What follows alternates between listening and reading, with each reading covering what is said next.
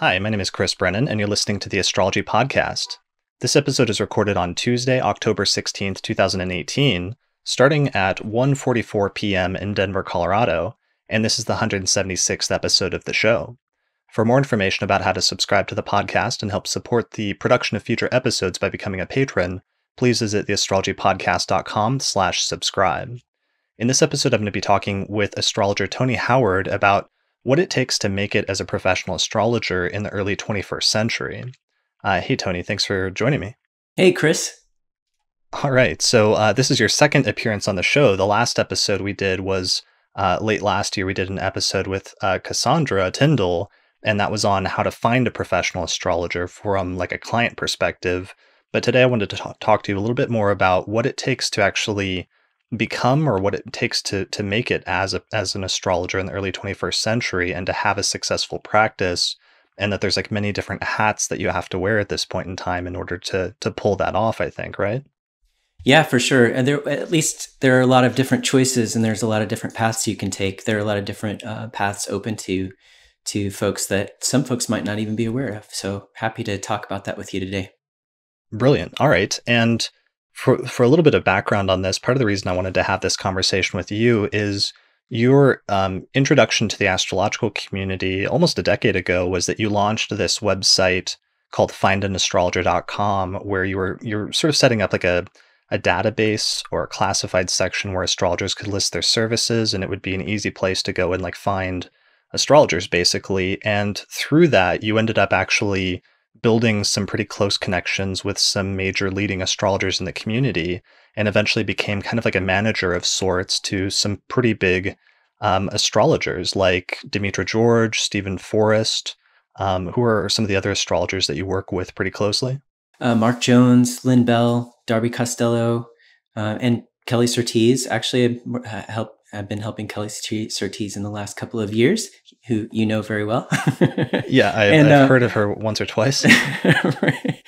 And a few people before that as well. Actually, technically, I started working with some of those folks before Find an Astrologer. So I was just doing that behind the scenes. So brilliant. So you've kind of played this sort of support role for some of them. And that's interesting to me because it gives you really deep sort of behind the scenes insight into what it takes to have a successful astrological practice at this point. And I thought you would be a good person to talk to then for this topic. So I recently launched a course called the Professional Astrologer course, where I'm trying to help people make the transition both into doing astrology full time, but also figuring out different strategies for how to be successful at doing it and not just like scrape by, but actually make a reasonable living doing what you love as an astrologer. So I wanted to talk to you because one of the things that seems like it's come up is that the practice of astrology and how astrologers are becoming successful is a little bit different now in what are we towards the end of the second decade of the 21st century. Things have changed a little bit. And it seems like astrologers are diversifying what their offerings are a little bit more than it was a few decades ago. Would you say that that's an accurate statement to make? definitely, and it's for all the reasons that we know, it's mostly technology and the resources that we have available through technology now that have really changed the playing field. And because of that, there are more choices that just weren't available several years ago. Right. So, and you're involved in a lot of those. So you do a lot of website design work. You help a lot of astrologers to develop content for their websites, both content in terms of like writing articles or doing videos, but also doing webinars, which is a relatively new thing in the past decade or so as a common thing. You also are starting to help organize some like online conferences and summits. You actually have one coming up at the end of this month, right? Yeah, definitely through Astrology University, which is just a labor of love, pet project of mine. Right. Yeah, that's one of your other many websites, astrologyuniversity.com, where you sort of bring together a bunch of those different astrologers for selling classes, but also doing webinars and other things like that. Yeah, definitely. Yeah, we have a whole great, amazing crew of folks delivering webinars pretty much every 2 weeks. We sometimes do more if there's a special need that arises. For instance, really important planetary ingress like Jupiter changing signs.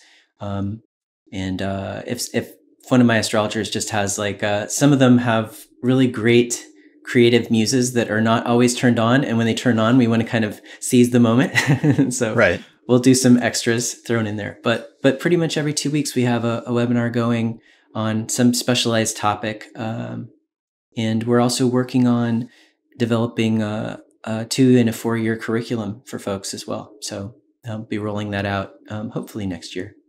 Brilliant. And the webinar this month is on the topic of destiny, right? Yeah, so this is a summit. So we have 14 speakers talking over 2 days. It's actually free to watch for 2 days if you can tune in while it's happening. So each talk will be up there for about 24 hours for free. And the theme is destiny and life purpose. So within that theme, I've left each astrologer a lot of free reign to kind of share anything that they want to share under that theme. And remarkably, everyone came up with a really different topic. And so it's going to be really cool. I'm excited. Awesome. Cool.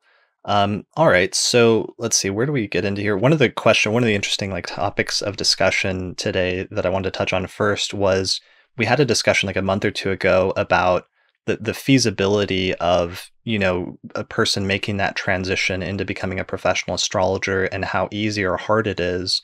And we sort of discussed that because you had partially an opinion that it can be kind of tough, or it takes a lot of dedication and a lot of enthusiasm in order to do what it takes, probably in order to make it and become really successful in the field, right? Yeah, I think we started that conversation because when people are just getting started, so what happens usually is that somebody gets a reading or they get a deeper experience of astrology and they sort of get bitten by the astrology bug and they're like, I want to learn more. And they start digging in and they think, oh, it'd be really cool to be a professional astrologer myself. I want to do that. And they don't always, because astrology is not taught at university and there aren't as many there are programs out there that are systematic, but the general public doesn't necessarily know how to find them or even know that they exist. So if you're just kind of shooting in the dark and doing an internet search, you may or may not stumble on one of those sources. Like OPA, for instance, you were talking to OPA recently, the Organization for Professional Astrologers, or any of the astrology organizations. If you just do a Google search for astrology, you may not hit one of those organizations. And so there's a preconception I come across that people think, okay, well, I'll just study astrology for like a year and then I'll become a professional astrologer. And Right. it'll all be great, right? And I just think that what you find when you do study astrology for a year is that you want to learn more, and that there's a lot more to learn. And most people need a little bit longer than that to both feel proficient and then to start setting up a professional practice. Yeah, so this is not like a get rich quick scheme. This is a major sort of lifelong commitment, and it's something that takes a while to sort of build up to. And you actually mentioned a specific time frame where you felt like you thought about 4 years is probably the point at which either most people start feeling comfortable, or in which maybe it's, I don't want to say appropriate, but how would you frame that? But you were talking about like a four Sure. year range, maybe. I like the word appropriate in certain situations, but I think of it more as a word appropriate to you. Like there's a time where it feels appropriate to you. It's like there's a time when you feel ready. I mean, we always, when we're launching a new career, there's always a moment where we're kind of like jumping out there before we feel totally ready. I guess especially if we have a lot of Virgo planets, like someone I know. Uh, but Right. but and so you do have to push yourself up against the edge in that moment and take a leap of faith. But there's also a moment where you just really realize you're not ready. For instance, you pull up a chart. Let's say you're practicing reading charts for the first time, where you've learned enough techniques that you feel like you can open up a chart and start to analyze it with the techniques that you've learned, and you just feel totally stumped. You At that point you might not be really ready. You know what I'm trying to say is, inside when you're really not ready and you really need to put in a little bit more work. But I might just have that 4 year number in my head because of that's how long it takes to get an undergraduate degree. In fact, I'd probably bet money as to that's why I think that. And I think that it's not an accident that's how long it takes to get an undergraduate degree. I think that that's a really solid number for putting in a serious amount of time studying something. And And at that 4-year mark, you really do realize you can look back at the 1-year mark and you can see your progress, and you can realize what you really didn't know at that 1-year mark, and you can really see the value in having put in that much time of study. I've also met people in the field who have been studying astrology for, they say, 15 years, and they still feel like they're not ready. At some point, there's a self-confidence issue, I think, that comes into play too. And after 15 years, my bet is that that person could sit down with someone in a reading context and talk for a good hour with them and have really valuable insights to share. Yeah, that's the tricky thing is that there's some kind of balance there that's difficult to figure out where some of the better astrologers or the more thoughtful astrologers I've noticed will often put off making that transition perhaps longer than they should, and that they could have actually started seeing clients much earlier, but because they're aware of how much they still don't know about astrology, because it is a lifelong study, they maybe put it off too much, not realizing that nobody ever gets to that point where they're just they know everything there is to know about astrology and they don't need to learn anything more, because in reality, even the oldest and most established astrologers in the field are still learning things all the time. Perhaps even from every new client you see has a unique chart, and you learn something unique about the way that they manifested those placements. I mean, would you say that that's the case for some of the older astrologers that you work with? I mean, are they still learning and sort of growing as astrologers in some ways? The ones I love the most are, I'll say Okay. that, because you can really see when you really know when somebody when the art is really alive in them, because they are eternally curious, and they are still learning, because there always is something new to learn.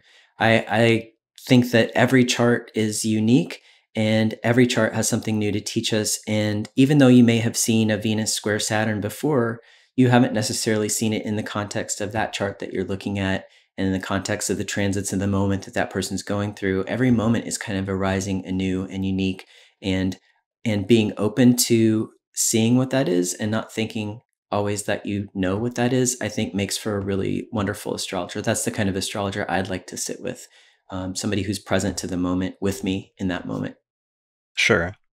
So yeah, I mean, there's some people that maybe put that off too far, and also there's only a certain like you can only go so far with book learning, but at some point, one of the things that people have to realize is that you actually astrologers learn a lot by sitting with clients and going through charts on a day-to-day basis, because you learn something new from each client. So there's some point in your studies where if you don't start actually reading charts for strangers, you're actually sort of stunting your growth in some way. Yeah, I agree. And I think that that's something also that needs to happen a little bit earlier in the learning process. Is you don't need to wait until you feel like you know everything, because number one, you're not ever going to feel like that. I'm sorry, but if you really are starting to learn astrology, there's just an endless amount, and then there are always new books and approaches, and people doing research projects, and some new book being translated. So there's always something more to learn. But at some point, you do have to get your feet wet and just jump in, even though you don't know a lot, because part of learning astrology is starting to read charts. And so even if it's just looking at the charts of famous people, if you don't feel comfortable talking to a friend or a family member and letting them kind of let you practice with them, at least pulling up the charts of famous people and taking what you know about that person's life, or what you can glean by even just reading a Wikipedia entry on them, and then seeing if you can see that in the chart, reflected in the chart, maybe looking at some things that are happening in their life and see if you can connect that to transits. That'll go a long way too. But at some point you do have to kind of just jump in and say to a friend, "Hey, I'm learning astrology. Do you mind if I practice with your chart?" And really do that, because a lot of people put that off for too long because of confidence issues. And it is part of the learning process. Like if we have if as I'm creating a 4-year program for Astrology University, or even a 2-year program, that'll just be a part of the program. That's something that you'll be required to do, because it is such a crucial part of the learning process. So I'm not saying that somebody has to wait 4 years to read charts, not at all. What I'm saying is that when you read charts in year one and then you read charts in year four, you're going to notice a qualitative difference in your own skills.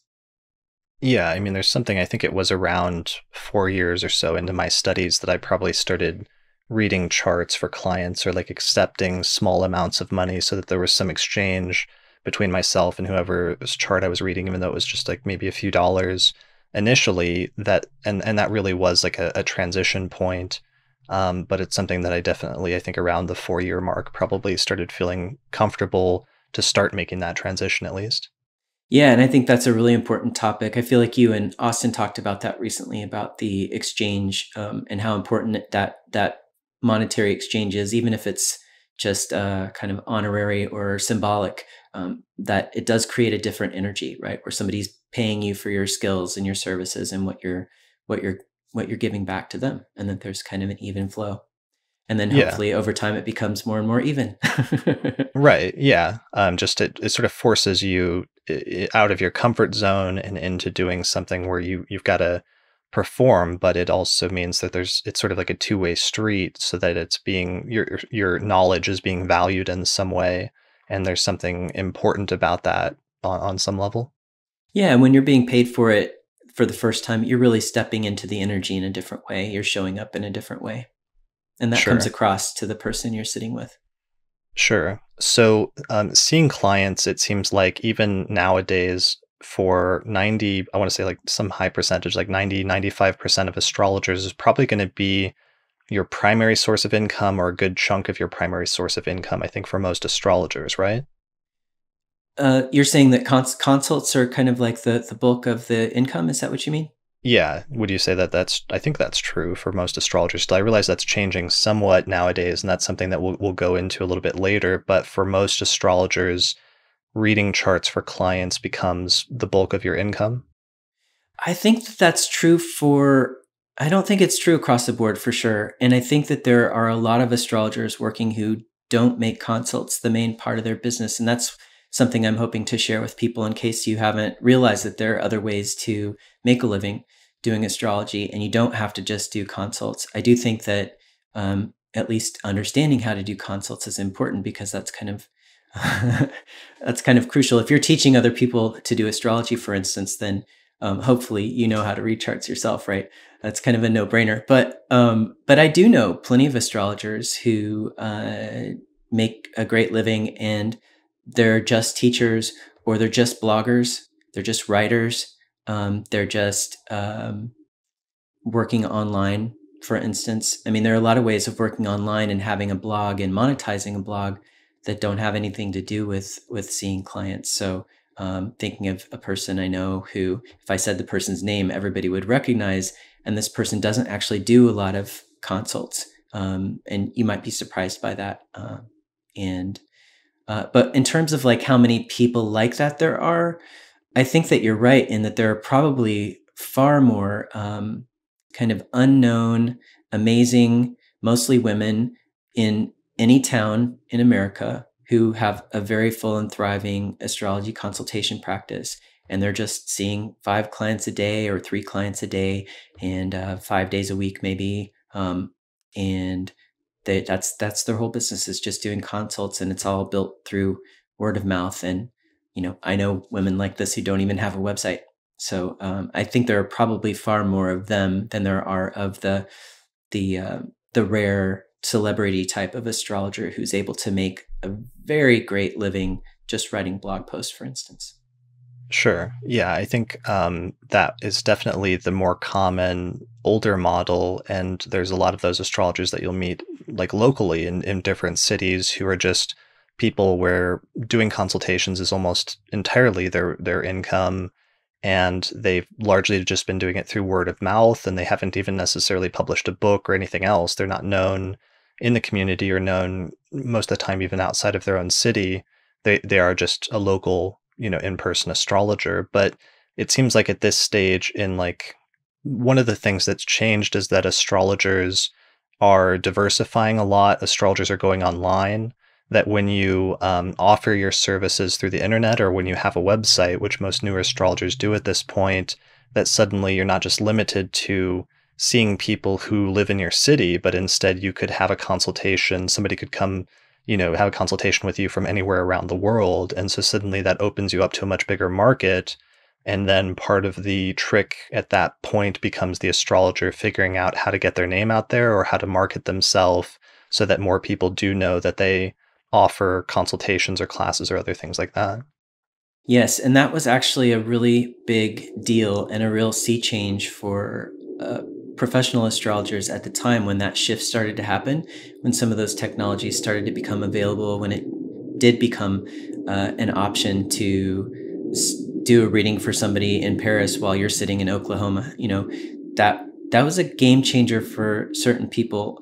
One thing, I think it's okay to say this out loud on a podcast, but I did work with some people in the 2000s who were at a low point with their consultation practice, and and that very thing was what caused a shift, is that they were able to reach more people.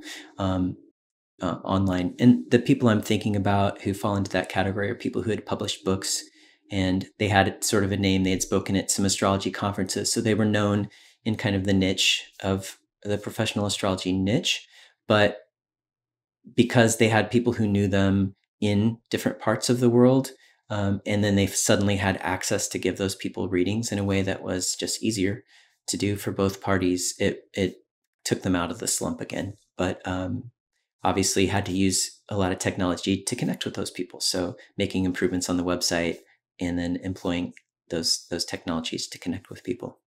Sure. And I guess that's the difference because for, decades now, people could, have a consultation over the telephone. So maybe that's been there for a while. But the difference now is that with those astrologers, in order to know about, somebody, an astrologer that you would want to have a consultation with like that over the phone, you would probably need to have read a book of theirs or attended a lecture that they gave at a conference or something like that. So it would have been restricted a little bit more to just like leading astrologers that have published a book or something like that that are well known. Whereas now, with the rise of the internet and websites and everything else, things have been, I don't know if democratized is the better word, but decentralized a little bit so that now anybody can come in and if they demonstrate or if they build a profile for themselves as a astrologer somehow, then they will sort of have a market for their skills, and other people may or may not want to either take classes with them or get a consultation with them or something like that. Yeah, and again, technology is an important contributor there, because even though some of the folks that I've worked with could and did do readings over the phone with people overseas, you'd be surprised how much of a difference it makes, just mentally thinking, I don't have to pay for this call. I can call you with Skype. It removes a no. It removes a barrier to getting the reading. So it creates a yes. That just, for some reason, it facilitates more people saying yes, even though actually paying the whatever the price a minute would be for a long distance call back then, which actually wasn't cheap. Now that I Yeah, that's a remember good it, point. yeah, it was like there's the cost of the reading, and then there's also the cost of the hour and a half or 2 hour long distance call, and so that could create a no in somebody, where knowing that you could do it for free on Skype would create a yes. But then also just websites, being able to create a landing page for somebody that kind of describes you and your practice, that tells people what they can expect, that just makes you look more professional, a lot different than your friend saying, hey, you should see Chris Brennan for a reading. He's a really great guy. And the person just totally has to go on your word without knowing a thing about you. These days, they can say, oh, Chris Brennan, let me just write down, does he have a website? They'll say that, oh yeah, it's visit him here. And then they'll go to your website, and then they see a picture of you. They can read your bio. And if your website does a good job of communicating with them as a kind of a new client, they can either know instantly whether they resonate or not, but also see that you look professional, at least that you look professional. Because with websites, we can also make ourselves look professional and then not really be professional. So for business to work, you have to do both. You have to really show up in both ways. But you can show them, yeah, hey, I'm a serious astrologer, and they land on your website. That's really obvious. Right. And it seems like, so it really, like the name of the game at a certain stage becomes, it's like you make the transition into doing astrology professionally and seeing clients, and that's half of the half of the sort of battle. The other half, though, then becomes content creation and getting your name out there and drawing in or building an audience somehow. And it seems like that started at first about a little over a decade ago. It seemed like blogging was really the very first way that that started happening. I mean, maybe a little bit before that would have been just like writing articles on web pages, but I really noticed in like the mid 2000s that blogging became a big deal in the astrological community, and there was a lot of astrologers that were getting into that as a way of generating content and like drawing in traffic, because every time you would write an article about something, people would do a search on Google, and if you wrote an article that dealt with that topic or had those keywords in it, then they would be drawn to your website, and then they might end up getting a consultation with you or something like that. And that was like the first sort of stage or like era in that new form of like astrologers building a profile for themselves just through their writings online. Yeah, again, technology providing people access to reach people through their writing, whereas before, in the '80s, astrological publishing kind of had a heyday, and we sold a lot of. I think this is true that we sold exponentially higher numbers of astrology books then, although we're actually in kind of heading towards a peak right now. We're in an increase right now again with book sales, and especially over the next year, you'll see a lot of major publishers publishing astrology books, whereas for a while there they weren't because the sales just weren't there. Whereas the sales in the '80s were great, and but to get a book published, you had to go through all the traditional routes, right? You had to, submit a manuscript. You had to have an agent. You had to have some reason to be published in a lot of cases, or have written a really killer book and have a great agent and have all of that working at once. But you could also have a really great book and not know the right people, not get the right agent, for whatever reason, not get your book published. And then boom, you were just totally denied access. Whereas the internet, websites, blogging basically opened up access to people who couldn't go through those traditional routes to get published. And now you can create a blog yourself. And then, of course, in the late 2000s, as print on demand publishing became more accessible to people, now you can self-publish, and self-publishing doesn't have the stigma that it had in the '80s. Lots of vehicles open there for people to be able to work as astrological writers, which there are people who you can make a living. Like if that's your thing, like you love astrology and you love writing, and maybe you're just not as comfortable doing readings with people, or you don't want to, but you can read the astrology of the moment. You can read the transits that are happening and analyze politics, for instance, or you can read the transits that are happening and analyze films. I love looking at films and astrology and what's in the films and even in the actors' charts. And that just fascinates me, and I love writing about it. You can actually make a living doing that. So I like telling people that, because you may not realize that you can, and you totally can. And you have access to do that now. Now, I also know people who, if you're blogging, for instance, you need to also get some skills about how to monetize your blog, because just writing the blog and getting a big fan base, that's not going to make you money, because as you already know, you're writing the blog for free and the fans are reading it for free. So you have to have some way to create a financial exchange there. So Right. you'd Some have to, people yeah. mistakenly think that like AdSense or running ads that they're going to make a bunch of money doing that, but that's actually not realistic, because you have to have like just tons and tons of like millions of hits in order to Yeah. really make much through ads. Yeah, and again, in the 2000s when it was new, you could. I mean, the reason why that myth is out there is because there was a time when you could, but like you said, it's a different landscape now, and you can make some money. But I think one of the things you said at the beginning of our talk is that you need a diversified approach. So even with a blog, you can use AdSense, or you can have different ways of monetizing ads, but you need some other approaches to building income as well. Sure. And so the primary thing is you have your writings that draws in traffic, and then you will offer like your consultations as your primary thing, but also perhaps offer classes, online classes, or recordings. I know recordings and selling, different types of recordings of lectures and other classes has become a big thing, and that's something that you really encourage, I think, all of the astrologers that you work with to do pretty regularly, right? Yeah, the intention there was just a little bit different in that I'm working with a lot of astrologers that whose work that I love, and in some cases, I'm just really interested in having them share their teaching in a way that's being recorded to for posterity to kind of maintain um, to have a record of their teaching in the world that we can all benefit from and access. Because there have been astrologers. There's astrologers that I know, for instance, Charles Jane. I love studying declination, and he in the last I don't know how many years, 50 years, he knew more about declination and worked with declination more than any other astrologer I know. And I would love to be able to hear him teach a class about declination. He wrote a few books. They're just famously difficult to read and to interpret. And they're the kind of books that, I read it and I have a million questions that I want to ask him because I didn't quite get something, or I want to know how that can be applied because some of the books are really technical. And so if somebody like me had been around to record him teaching back then, I would be really eternally grateful. So I'm trying to record some of these great astrologers that are living now, so that we have a record of their teaching in the future to refer to.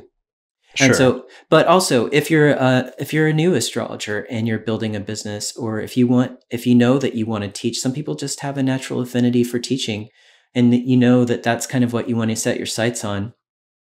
To become a really great teacher with something really profound to offer, ideally you want to have some years and some wisdom underneath you. But you can actually teach uh, people how to read charts, and there are a lot of kind of fundamental astrology techniques that you can teach without having, without being 70 years old and having looked back on a whole life teaching astrology. I mean, that astrologer is going to have a different kind of wisdom to give you. But in terms of like understanding that there are aspects and what an aspect is and what you're looking at when you look at a natal wheel. All of those things are things that could be taught by a younger astrologer. So there are definitely ways, there's definitely room for even younger astrologers to make a business teaching other people what they know.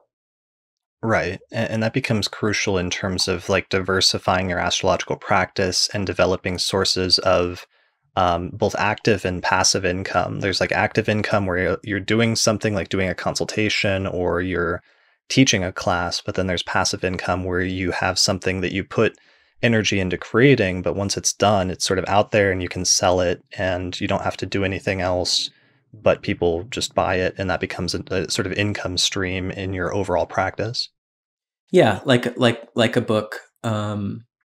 You can also do subscription services that are kind of they're built on a model of constantly creating new content. But once the content's created, um, it starts to snowball over time so that there's a massive content created so that a new person sees that with the subscription, they're getting this new content, but they're also getting access to archives of 3 years of content. And then uh, that's a big selling point as well. Right. I know Kelly, you and Kelly have been experimenting with that a little bit with her monthly forecast series, right? Yeah, definitely. That's basically a series where Kelly's giving insights about the astrology unfolding in the month ahead. So it's a very like in the moment, important and helpful in the moment kind of content, and that's something that people are really interested in hearing what Kelly has to say about that. There are a lot of astrologers creating that kind of content. It's definitely one of the ways that you can make a living doing astrology, is to create an app or a subscription service where you're kind of telling people what the transits are that month, not unlike what you're doing in the podcast each month with Kelly and Austin, where you're looking at the month ahead and you're kind of all talking about it. Where you guys are all kind of talking about the energies together, and it's a conversation.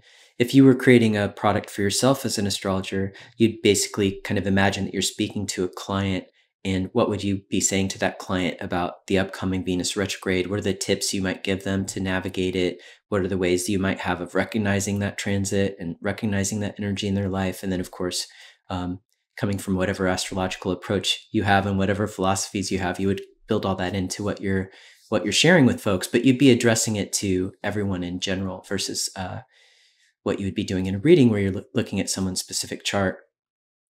But there are definitely these transits are happening. If you're just looking at transits, for instance, like where the planets are in the sky today, they're unfolding anew every day. You can track the moon. A lot of people track the moon, and that's their gateway drug to astrology. And it's also their gateway product to create with astrology is to talk about the moon. The moon, when we talk about the moon, it's just not as far off to understand as if we use the word Uranus, for instance, where we just have an emotional connection to the moon. It just seems simpler and easy to get. And when you talk about the moon cycles, like the phases of the moon, the full moon, the new moon, a lot of people will talk about new moon and full moon phases.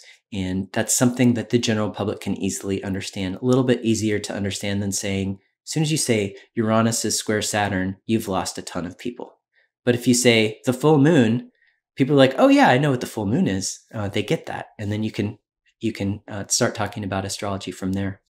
Yeah, it's interesting astrologers choosing what their market is and what their sort of target market is based on partially based on what level that they're going to talk about their astrology at. And there's like the most general level that has like the largest audience, and then it sort of goes upwards in terms of the more and more advanced you go in terms of how you're going to talk about astrology, the smaller and smaller your audience becomes within the astrological community or relative to the astrological community versus the general public.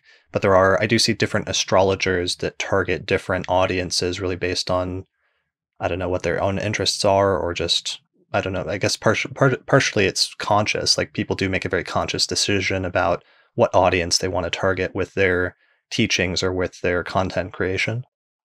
Yeah, definitely. That takes us into a big subject I'd love to flesh out a little bit, which is about finding your voice in as a professional astrologer. Because there's not just one right way to do it. And one mistake people make in general, not just in astrology, but in a lot of kind of people focused careers or personality based careers, is they think, okay, I want to have the most clients I can have, or I want to reach the biggest audience I can reach. So I'm going to adjust what I'm saying to reach the widest audience. That's a big mistake that people make. It's a rookie mistake that a lot of people make, even as a blogger. If you're starting out with a blog and you're like, okay, normally I would say it like this, but you find yourself self-editing because you're like, I don't want to say this because it might not reach this particular type of person or it wouldn't speak to everyone. Don't do that. The biggest way to your best audience is to totally be yourself. So fully step into your energy, speak in your voice, use the words that you would use, and don't self-edit. I mean, of course, correct mistakes, correct your typos. I'm not saying don't correct your typos, Right. but definitely work at finding your voice. I mean, and you're not necessarily gonna fully be in your voice. Like if you start writing a blog tomorrow and you haven't written one before, um, again, in a couple of years, if I talk to you, you might have a moment where you could look back and say, that's when I really found my voice in my blog, right? You can really see a shift in my blog entries where I stepped into something. And that just comes through having done it several times, having done it repetitively over time. Whenever we do something again and again, again and again over time, we can reach a level of mastery. That's one of the promises of Saturn. But it's important to have that be the goal is to be stepping fully into your own authority and your own voice versus just trying to reach everyone. So don't make reaching everyone a goal, because what happens when you're yourself is people show up and they're like, oh, I really like this Chris Brennan guy. I really resonate with just how I like the tone of his voice. I like how he talks. I like what he's saying. Versus some other people who are like, I don't know. I found him kind of boring, or even people who are averse to them, to you. You don't want Right. those people in your audience, right? If they don't Sure. like you, you don't want them, right? You don't want to be half of you, because if you're only half of you, your audience is only going to half like you, right? So you want people to be all in, because those people are going to be your biggest fans, and you want your audience to be made up of your biggest fans. And then you create a mutually beneficial kind of energetic where they're dying to hear what you have to say and you're dying to tell them. Yeah, one of the advantages I've found to being genuine and adopting your genuine voice is not burning out and being able to stick with it in the long term. Whereas if you're doing something that's not genuine to your own voice or your own approach, it's going to be harder to stick with that consistently over the long term because you're going to end up hating that you're constantly not able to present yourself as you really are in some way. Such an important point because I think that to me the remedy for that is keeping um, being open to change and being open to growth in yourself and allowing yourself to shift. And you may find out that you sort of start writing moon phase articles and that you kind of develop an audience for that. And at some point you discover some technique or some new insight, or you're working with it in a totally different way. Allow yourself to grow and shift into that new thing, and just be really transparent with your audience in those moments. Just say, hey, I have loved talking about moon phases with you guys, and I know you're really into it, but I'm really into this other technique or this other thing now, and I'm really excited to share that with you, and then take them on that ride. I've seen astrologers who have really public online personas who go through this, and it's always a risky transition, especially if the thing that you're switching to is really dramatically different. Like, for instance, I used to be a free will based astrologer. Now I'm a deterministic astrologer. That's a whole conversation. I know if you don't understand what that means when I just said that, but basically, like, I think that you're totally in control of everything versus you're not in control of anything. If you Right. make that shift with your audience, you're going to lose some folks. But if that's who you authentically are now, just tell people what's up, and then put your eggs all in that basket, and those people will show up for you too. So the beauty about the internet and that, again, the access to technology that we have, is it's not like the old days of traditional, where all we had was traditional book publishing. So that if you made that kind of change, you didn't even have a kind of real-time way of communicating those things with your audience. And now you do. Now you could change in a week. You can send out an email and say, hey, this is what I'm doing now. Do you like this? Sure. Yeah, I mean, there is something to be said for consistency in terms of building an audience. Let's back up though, because that's actually a really Sure. interesting point that you specialize in on some level at this point, which is the shift towards self-publishing and how so many astrologers now are moving towards self-publishing, and there has been this downturn in the astrological publishing amongst major publishers for the past decade, probably partially just because there's a downturn in book publishing in general. But astrology, especially, I've really noticed the bookshelves, the astrology shelves, like shrink dramatically at most bookstores over the past decade or two. And part of that's because people are moving to self-publishing. That now has lost a lot of its stigma, and you can actually viably self-publish a book and do relatively well with it, or promote it relatively well, right? Definitely. And I do think that we're going to see a shift right now, only because, I mean, it remains to be seen, but I do know several people who have contracts right now with major publishers. And that's a new thing that hasn't happened for quite a while. And I know several people in this boat. So they're definitely, the major publishers are interested in astrology right now, and they're seeking titles. So if you've got something to submit and you want to go that route, this might be a good time to try to jump in. And so I think we might start seeing more titles on the bookshelves again. But that Yeah, said, I mean, and I've seen that as well, but there's no way it's going to be a return to like the heyday of like Linda Goodman in like the late 1960s selling millions of copies of yeah. love signs or something like that.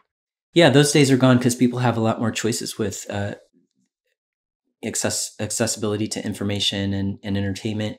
And um, yeah, so it's great that the stigma for self-publishing is gone, because you can have, even though major publishers are starting to publish some books, they're really interested in books that are going to sell to the masses. So they would Right. not touch my out of bounds planets book with the 10-foot pole. They'd be like, what is that? And I have no, I know I'm never going to publish that book, because it's a niche topic, a niche technique in the field. And so if I want that book published, I'm going to have to self-publish or publish with a small publisher who specializes in astrological titles, and that isn't looking for a mass audience, because that book is never going to, a book about any really technical book about astrology that's really geared towards professional astrologers is going to have a much smaller audience.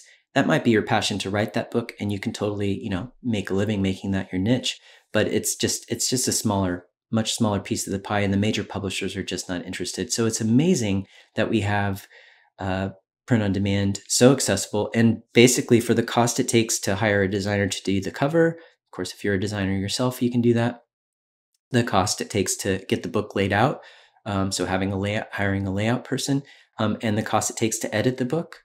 Aside from that, the actual cost to kind of set up with a company like CreateSpace or Lightning Source to print your book on demand, which just means that I order a book today, they print it tomorrow, and they send it wherever I tell them. That's what print on demand means.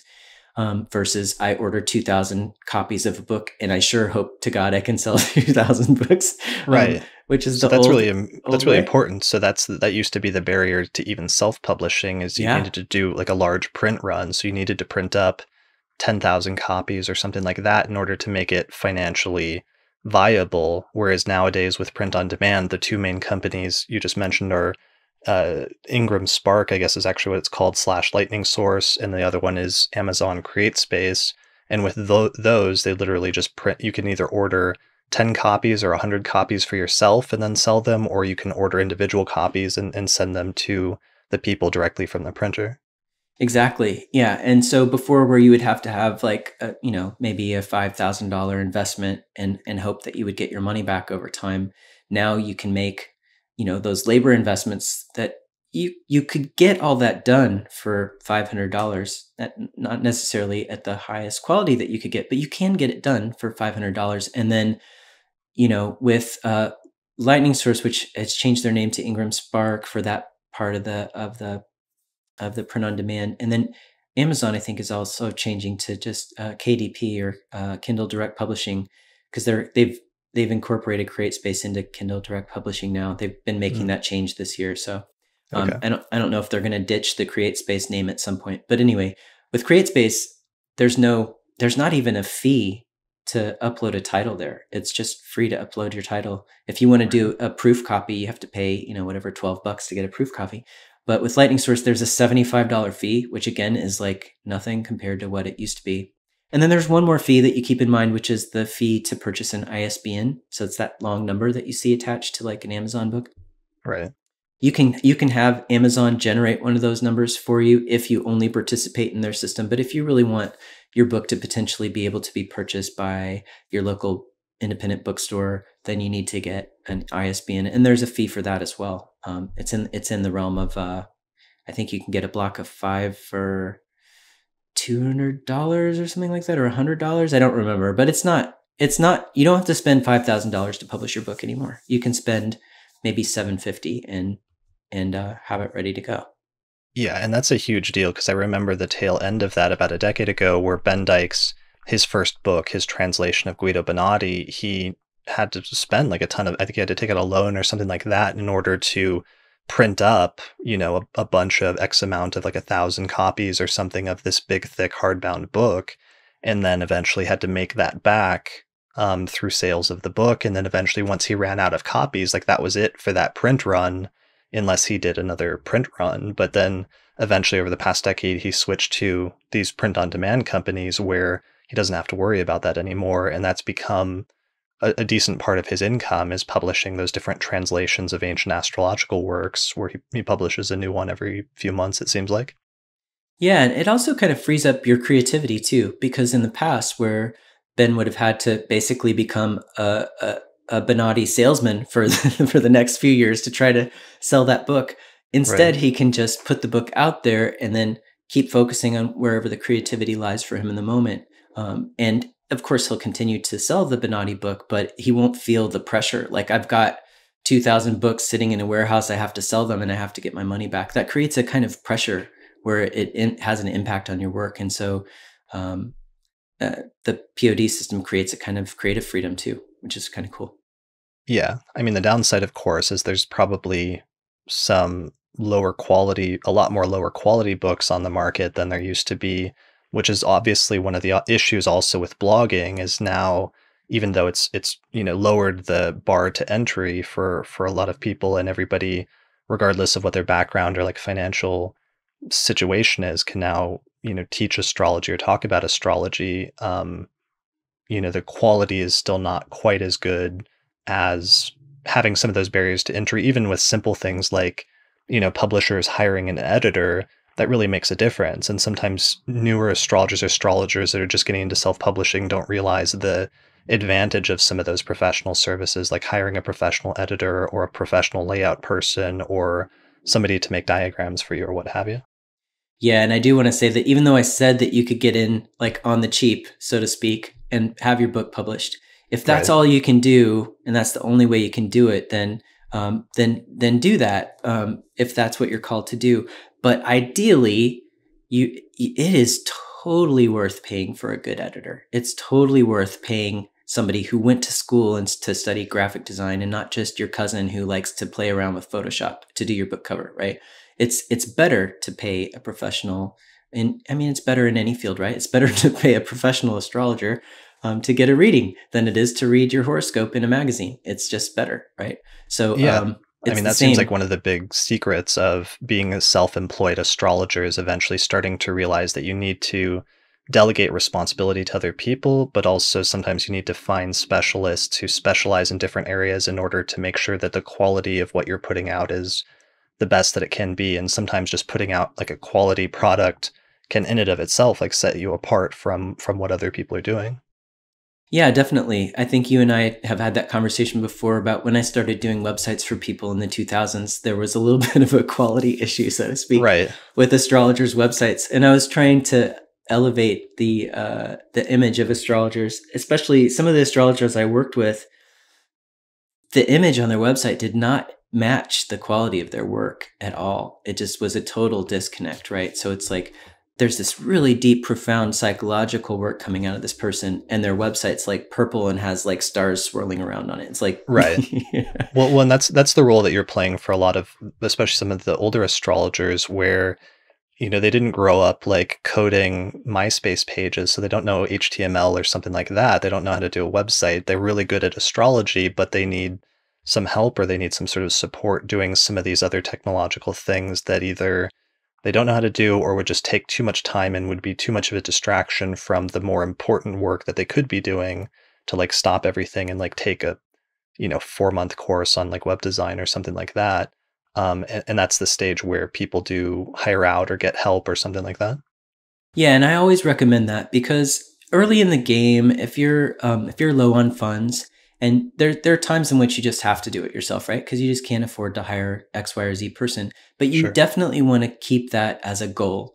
You don't want to make it your goal to do everything yourself because ideally you want to be a professional astrologer. You don't want to be a professional web developer. So you don't need to learn PHP code. You know, if you have a website that has like a coding problem and you need help with that, you want to be able to just pay the coding expert to fix it for you. So that should be your goal. Although I understand that at the beginning, it's not possible for a lot of people. And the good news is that now more than ever, you can set up a website with something like Squarespace, which has a set of templates that all of the templates, any of the templates would be fine to start out with. They're clean, they're easy to read. The information is naturally organized in a way that works for the average internet user, and they make it easy for you to drop in your own content. So you choose the template. They even make it easy for you to make a makeshift logo, and then you drop in your content, and you're ready to go. You hang out your business shingle. Um, so the barrier to entry is much cheaper and easier than it used to be. But ideally, over time, you want to kind of graduate into hiring the professionals to kind of amp up your game. Sure. I mean, there is probably something to be said for self-sufficiency as a self-employed person, and especially if you have the time to learn things to familiarize yourself at least with the basics so that you're not always dependent on other people. I mean, ideally, there's some sort of give and take there that's hard to establish, but that it seems like all self-employed people end up having to find some sort of balance in. Yeah, and I think that you and I are those kind of people where we'll just kind of we're not scared of instruction manuals. If we need something and it's broke in the moment, we'll try to fix it and figure it out, and do it ourselves. I guess, like you said, more DIY type of people. But at some point, it's like for me personally, it's not a good use of my time to do a lot of those things. It's a better use of my time to be developing content for the school or to be um, uh, uh, fine tuning the message on the next summit or, something like that versus fixing something that's broken on the website, which I can do, but it's just a poor use of my time because I have a lot of things calling out for me, and it's better for me to do. I think they say I talked to someone earlier this year who said it's if it's something that anyone can do, those are the things that you want to farm out in your business. And if it's something that you want to try to focus on the things that only you can do or that only you want to do, like focus on the things that you're, of course, passionate about and drawn to. But also there are things in your business and in your astrology practice as you grow that that really only you can do. You really want to be the person writing the blogs. You don't want to start farming out your blog posts to someone else, right? But you don't have to be the person who fixes your website. You don't have to be the person who designs your book cover. If you're the rare person who is an artist and an astrologer and also a web coder, I mean, there are people like that out there. Well, then it's maybe a different conversation. But I don't think it's everybody, Chris, who can do all of the things or can just learn how to build their website by cracking a couple of manuals open. I think I come across a ton of people who just, don't even have the first desire to do that. So they'll kind of stop there. They'll get stuck there. And I guess one of the things I'm saying too is to ask for help from the professionals. Sure. Yeah, definitely. And let's see what other topics I meant to touch on. In terms of content creation, it's grown so much. It's not just blogs or writing books, but people are also doing YouTube channels. Like YouTube's taken off in the past few years, really wildly, seeing that explode after for the first like decade or something of YouTube, not a lot was going on there in terms of the astrology. And it seems like, I don't know, it was about 5 years ago or somewhere towards the earlier part of this decade that suddenly people figured out how to do that properly and started doing a really good job of developing an audience there. But YouTube, but also social networking sites like Twitter and Instagram and Facebook. There's some astrologers that are doing a really good job of actually building an audience there through those platforms. And instead of just like using them to share their stuff, they're actually using them to generate content by writing unique posts and sharing unique content on those platforms, which then helps them to develop an audience. Are there any other things like that I'm not thinking of that are like areas where astrologers are using to build an audience at this point? Well, all of the social media platforms can help you do that. And again, you have, just like with blogging, you have to keep in mind once you build the audience, how are you going to monetize the audience? So maybe you're doing that because you're building your audience and you're really kind of giving people an introduction to what you would do in a reading, and then you're trying to get them to do a reading with you. That might be one way. You might be trying to sell an ebook or connect them with some teaching or some course that you have through building the audience. But with each, there are so many platforms at this point. So there's blogging, but there's like you said, YouTube. You can build a following on Instagram. You can build a following on Twitter. You can build a following on Facebook. Podcasting. I just forgot like the very thing that I'm doing. That's the thing that's right in front of you. Right. Yeah, podcasting. And then of course, when we talk about monetizing things, we can't not talk about Patreon and crowdfunding at this point, which are also, again, something that technology brought us in recent years that have made it more possible to connect with those fans that I was describing, who are like your rabid fans, the people that you're really connecting with, that really love your work and want to support your work. And now we have a way to help them do that. There are some people, I think that I'm right with this, that this model got started in the music industry. I know one person in particular who made this model work where even before the website Patreon existed or GoFundMe or I don't know all of the names of the crowdfunding websites, but before there were any crowdfunding websites, this person set up a subscription model where she was happy. So I'll just give you a little tiny bit of backstory, which was she was having trouble getting her records produced by any of the big labels anymore. So she had been sort of popular at one point, and then her popularity waned a bit, and then she was kind of not. They were like, "Yeah, we don't want to put another record out. But she was still producing music, and she still had an active fan base. And so she created a subscription product for them where over email, and she just used PayPal, you could PayPal her $30 a month. And what you would get in return is every month she would record something in the studio, and you'd get a window onto that. It's not unlike what we're doing now with Patreon or with podcasting, except it's just at a more polished level. And we're giving people a really easy way to do it. Like with Patreon, it's super easy to contribute to someone's work that you love.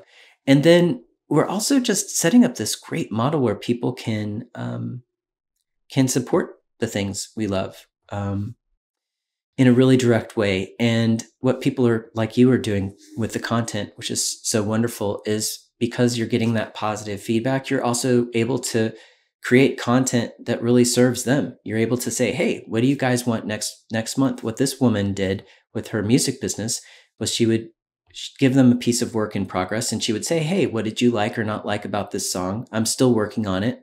Let's work it out together.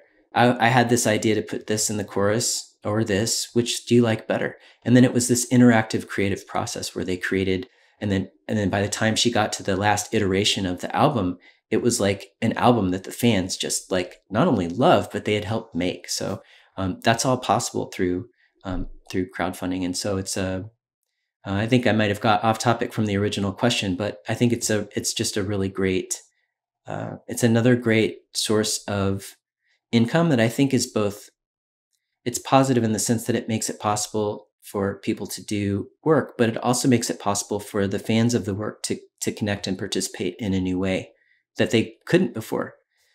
Back in the day, it was like, go to the record store, buy the record, listen to the record, go to the show, possibly absolutely no interaction with the artist or the process or any of it. So even having a window onto the process, but then getting able to participate, that's amazing.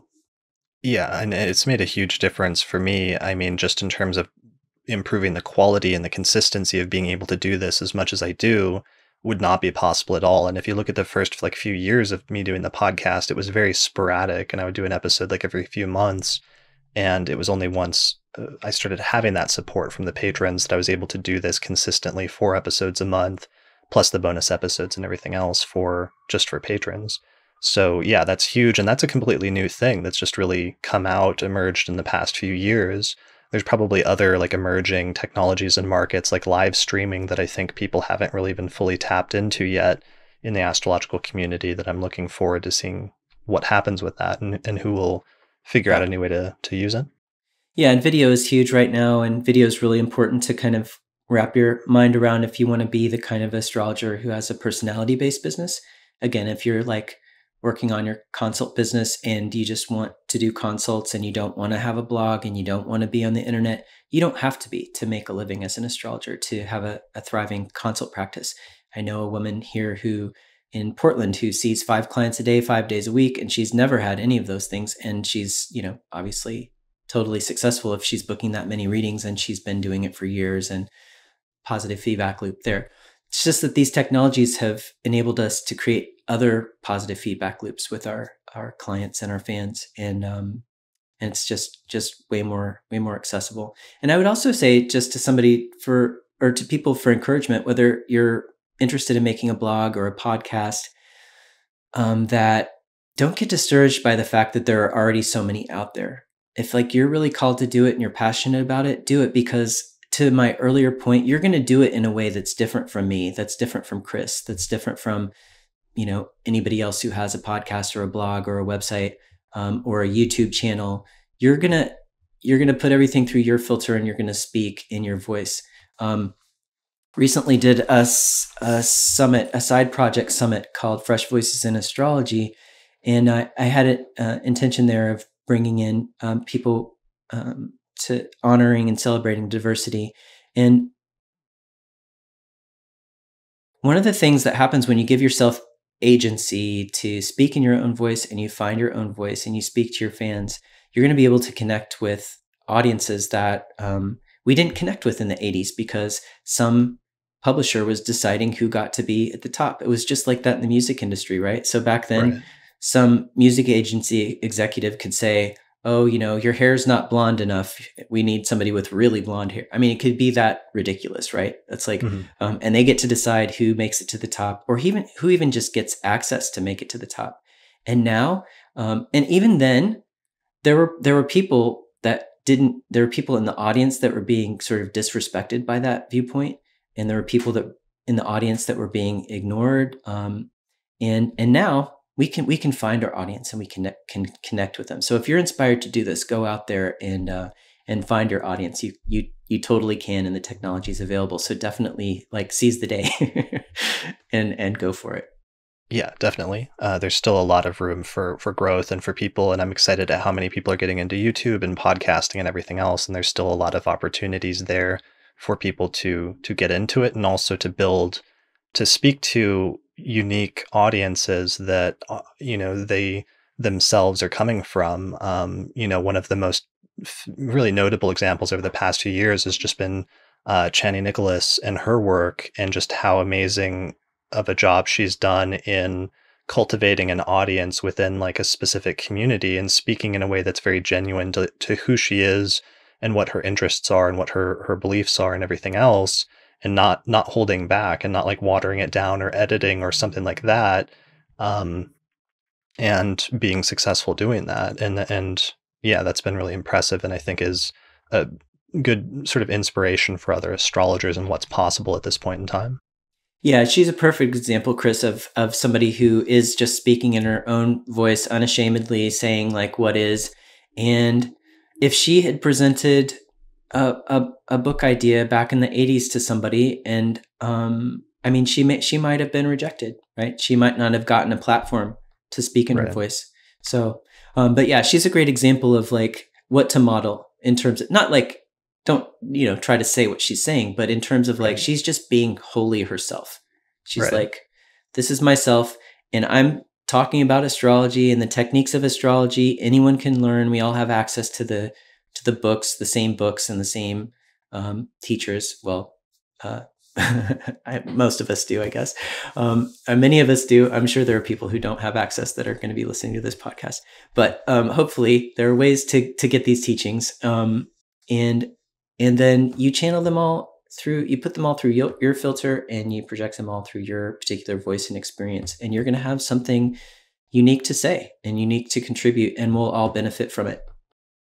Definitely. And yeah, I love that. So, I mean, my note, I always try to leave this to me on a point of optimism, because I do think it's more possible at this point in time to become a professional astrologer and to make it as an astrologer than any other time in history, because of a lot of these different options that are available to us through technology and everything else. And so, that's kind of what this is about, and that's kind of what I'm about, is trying to help other people to do that and to make that transition, and also to do it successfully.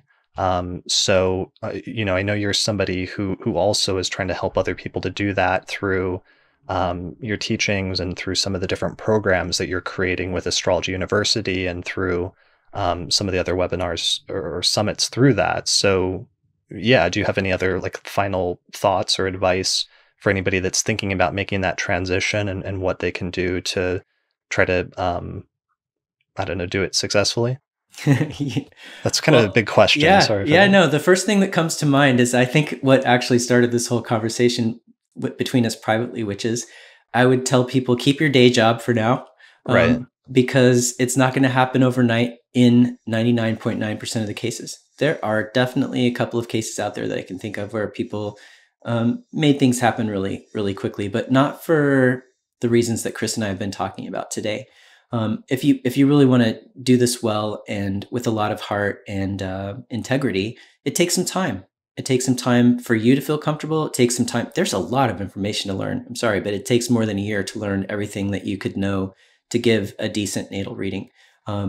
If that's all you did for a year was just study astrology, you could be exposed to the information, but some of the concepts are deep enough that even if you read it in a book today, you haven't really learned it, right? So like Chris and I were talking about earlier, you learn the technique, but then you start applying it to charts, charts plural, right? You don't just apply it to one chart and then you get it. It's not like a math problem, right? Where you've just worked out the problem and now you understand how to do that kind of math problem. It's like every chart presents, turns it in a different way, and you're looking at that same aspect in a different way in a different context. Because when you're looking at a chart, it's important to put everything in the context of the chart. And to even be able to think you have a grasp of what that context is takes a lot of time. So you want to give yourself time to study, and then give yourself time to practice the art, and then give yourself time to build a client base. Your client base isn't going to grow overnight. I have a dear friend who did astrology part-time for several years, and it took her 10 years before her client practice was strong enough that she was able to quit the part-time job. Now, I'm not saying it's going to take everyone 10 years. I've definitely known people who achieved that same goal much sooner. That's just how it worked out for her. And I'm only telling you that story not to discourage you, but just to kind of keep in mind that it's probably, if your game plan, like if you have a year's worth of savings in the bank and you're going to quit your day job tomorrow because you're passionate about astrology and you're going to become in a year you're planning to be fully up to speed seeing clients, you might want to have a plan B as well, because it's probably going to take a little bit longer than a year. So definitely keep your day job. And the reframe I like to do with that is to don't think of the day job as something that you're forced to do that you hate. Think of it as the thing that's giving you the money to do the thing that you love. Think of it as the thing that's supporting you in your passion. And then you'll go to work with you can go wait tables and have a totally different experience of it. Yeah, definitely. Because you can, I don't know, dive in, but it's going to take a while to build. All this takes a while to build up. All of the different little income streams that you have to have as an astrologer take a while to build up. And in addition to just learning the subject in general. And I know when I tried to make that transition, there was definitely some lean years. There were like several very lean years of Right. eating spaghetti every night and, not going out for entertainment or whatever, just working, 24/7 and grinding really, before eventually like reaching a place that was a little bit more comfortable or a little bit more successful. But I feel like people like me and Austin and Kelly and other people are examples that it can be done and that you can have success in that field if you put in the work and the effort and have the patience to see it through in the long term. Exactly. And that's what I'm trying to get across to people. I mean, the amount of work that you put in, Chris, alone, I mean, it's just, um, you have to be that passionate about astrology, right? Right. To Yeah. put in the That's a work really good because, like first rule yeah. is, are you very, very passionate about? Because you need to have an overriding passion and interest in this subject in order to see yourself through the hard times if you want to make it as a professional. Yeah, because if you're like me, to the outside person watching you spend 12 hours that day, do whatever it was that you were doing, that might look like you were working too many hours to them. But to us, it's like we love the work, so it doesn't always feel like work, right? It doesn't. Right. If you love what you do, then the hours are just like, they're about getting tired and needing to go to bed. It's like at some point you need to stop so you can go to bed. But it doesn't feel like 12 hours working in a factory, for instance, where you're really not connected to the work and it's not your passion or your calling. So the thing about putting in all these hours to learn astrology is it's fun. It's amazing. It's exciting. It's interesting. It provides endless avenues for creativity and exploration. So I definitely recommend it if you're interested in, and you are, even if you're curious, to kind of dip your toes in and check it out, because it's a really wonderful and fulfilling career to be involved in. But it's also not something that you're going to be able to kind of do overnight. You can't go to a weekend astrology training and become a professional astrologer, even though you can find those trainings out there. But I'm just going to tell you right now, don't waste your money. Do Chris's program instead, because you're going to get a better head start and a better foundation. Sure. Yeah, I've Or I seen guess some. not to sound like we're only hyping your stuff, but find a reputable astrologer and do a program with them, versus like somebody who's, if they tell you you can be a professional astrologer over after a 2-week course, definitely raise your eyebrows and look for other options. Right. Yeah, and well, that's one of the things that's nice these days is that again, with the internet and everything else that's happened is you can study more directly with some of the leading astrologers in the world than you could at any other time in history. And there's something Yeah. really special about that's unique. And that gets into a whole separate issue about like certification and like astrology organizations and stuff like that, but we will save that for another discussion. Okay. Yeah, really quickly, let's talk a little bit as we wrap this up. This is pretty much the end of the discussion, but I did want to mention again, because I'm excited about this summit that you have coming up. So, really quickly, could you just remind me what that's about later this month? Sure thing. So it's called Astrology, Life Purpose, and Destiny. And I chose that topic because it's kind of, there's a little bit of a hook in it there. It's a kind of a leading topic, but we're all really, a lot of us come to astrology to kind of find some answers to those questions. The truth is that it's my opinion that astrology can't just like 100% give you the answer in a way that's going to just work and make everything in your life perfect. Like that's a dream that a lot of us have, but it's really not a reality. But astrology can provide some kinds of answers to these questions, these big life questions. What's my life purpose? Or what is my destiny? Do I have a destiny? Is destiny real? Is destiny a thing? These are all big questions that there's not simple answers to. But astrology can engage with them in a way that other disciplines can't, and in a way that's really, again, beautiful, creative, interesting. And so it can lead to some beautiful, interesting, creative conversations and thoughts and inspiring lectures, which is what we have planned for you. At Astrology University, I try to have a diverse group of astrologers with different viewpoints and backgrounds. So you're not just going to find, a one type of astrology being practiced there. Although at this point, we do only have Western astrologers. We don't have any Vedic astrologers in our crew. Although at some point I could totally see that changing, but just again to be more well-rounded. But what we have some people who call themselves evolutionary astrologers, psychological astrologers, traditional astrologers. So a lot of different viewpoints, and even among them, different viewpoints to share. So they're all kind of looking at these questions from different angles, and each presenter is going to present for about an hour, and there's going to be 14 presenters, so 7 talks each day, and you can watch the summit for free for 24 hours each day, so for a total of 48 hours. So you can tune in at astrologyuniversity.com. You can find a link there on the homepage, and signing up is free. If you can't attend for some reason, we give you the option to be able to purchase the recordings afterwards. So don't feel like you're missing out if like you have to be on vacation that weekend or something. Definitely do your vacation instead of the summit. Right. Yeah, so we have a lot of great seasoned astrologers wrestling with some of these big questions. So I hope you can tune in. Yeah, you've got some friends of the podcast, like Kelly Surtees. Mark Jones is going to be giving a talk there.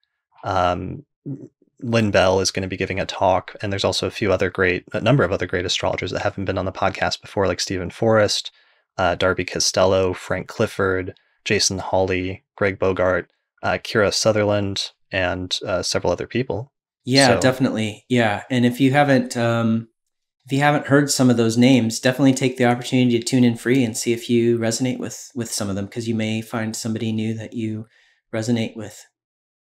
yeah. So, okay. So it's a live thing. It's October 27th through the 28th, and it's completely free if you attend live.